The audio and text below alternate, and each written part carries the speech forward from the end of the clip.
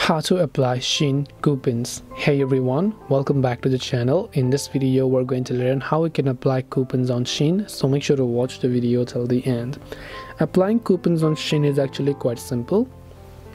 All you have to do is launch the Shein application here. Once you launch a Shein app, you will see this type of interface, right?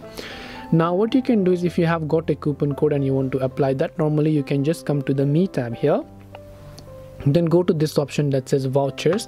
Then here you'll see any sort of vouchers that you have. Then you can tap on the apply button next to these vouchers so that they will get applied on your next order. Or you can come to the cart page and you can just go to the checkout process, and when you go to the checkout page, you'll find the option to go ahead and then basically apply the voucher or the coupon code for this. This way you can apply coupons on Shein. Hope this video was very helpful. If you have got any more questions, feel free to leave them down below. Thank you very much for watching till the end of this tutorial, and see you soon in the next video.